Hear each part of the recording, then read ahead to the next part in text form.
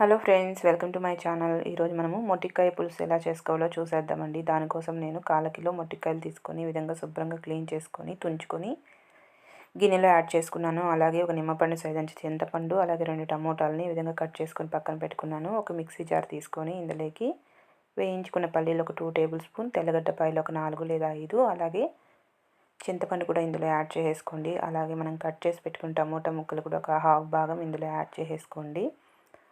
అలాగే ధనియా powder 1.5 table spoon add చేసుకోండి. Red chilli powder 2 table spoons వరకు యాడ్ చేసుకుందాము. మీరు కారం ఎంత తినగలరో చూసుకొని దాన్ని బట్టి యాడ్ చేసుకోండి. ఈ విధంగా యాడ్ చేసుకొని ఇప్పుడు దీనికి పసుపు కూడా ఒక 1/2 టేబుల్ స్పూన్ అంత పసుపుని కూడా యాడ్ చేసేసుకోండి.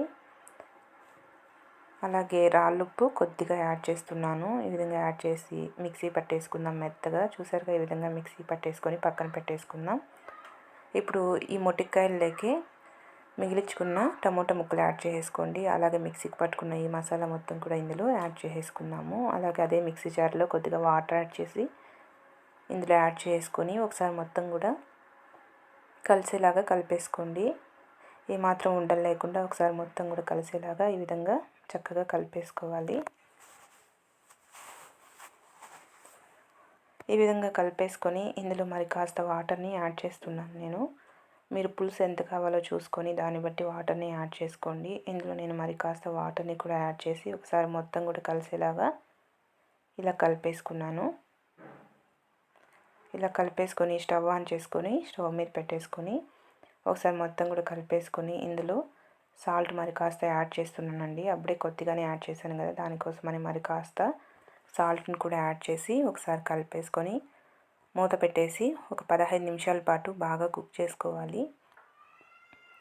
మధ్య మధ్యలో మూత తీసి ఒకసారి కలుపుకొని ఒక 15 నిమిషాల పాటు బాగా కుక్ చేసుకుంటే మనకి చక్కగా రెడీ అయిపోతుంది కర్రీ అనేది. ఒకసారి ఇలా మూత తీసి వస్తున్నప్పుడు ఒకసారి కలిపేసుకోండి.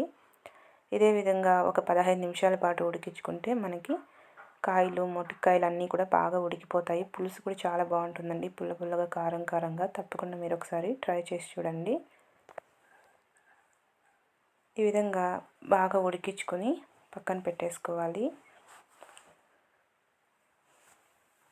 ఒకసారి ఉప్పు కారం అంతా కూడా చూసుకోండి. ఏదైనా తక్కువ అనిపిస్తే ఇలా ఉడుకుతూ ఉన్న టైంలోనే యాడ్ చేసుకుంటే మనకి అడ్జస్ట్ చేసుకొని టేస్ట్ కూడా చాలా బాగుంటుంది. ఈ విధంగా తిప్పుకుంటూ ఒక 15 నిమిషాల పాటు బాగా కుక్ చేసుకుందాం మీడియం ఫ్లేమ్లో పెట్టుకొని. ఇక్కడ చూసారా, ఒక 15 నిమిషాల తర్వాత ఈ విధంగా చక్కగా పులుసు అంతా కూడా కాగిపోయి కాయలు కూడా బాగా కుక్ అయిపోయాయి.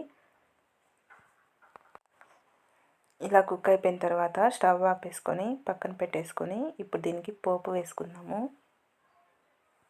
దీనికి పోపు వేసుకొని వేడివేడిగా తింటే చాలా టేస్టీగా ఉంటుందండి. దీన్ని పక్కన పెట్టేసి ఒక పెనం పెట్టుకొని స్టవ్ ఆన్ చేసుకొని 1.5 టేబుల్ స్పూన్ వరకు ఆయిల్ని యాడ్ చేసుకోండి. ఆయిల్ హీట్ ఎక్కిన తర్వాత ఆవాలు ఒక 1/2 టేబుల్ స్పూన్, జీలకర్ర ఒక 1/2 టేబుల్ స్పూన్ యాడ్ చేసి అది కూడా చిటపటలాడిన తర్వాత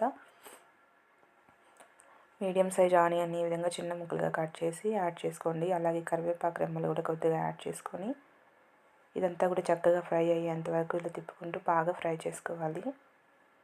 ఇదంతా కూడా లైట్ గోల్డెన్ బ్రౌన్ కలర్ వచ్చేంత వరకు ఇలా తిప్పుకుంటూ ఫ్రై చేసుకోండి.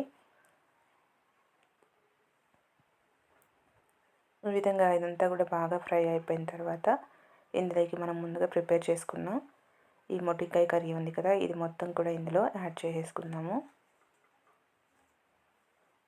ఇదంతా కూడా ఇందులో యాడ్ చేసి ఒకసారి మొత్తం కూడా కలిసేలాగా కలిపేసుకొని ఒక 1 మినిట్ ఉంచేసి ఆపేసుకుంటే సరిపోతుందండి. చాలా టేస్టీగా ఉంటుంది. వేడి వేడి రైస్లోకి, రాగి సంకటిలోకి అన్నింటిలోకి కూడా చాలా బాగుంటుంది. మీరు కూడా తప్పకుండా ట్రై చేయండి. ట్రై చేసి నా వీడియో కనుక నచ్చితే నా ఛానల్ని సబ్స్క్రైబ్ చేసుకోండి. Okay friends, bye.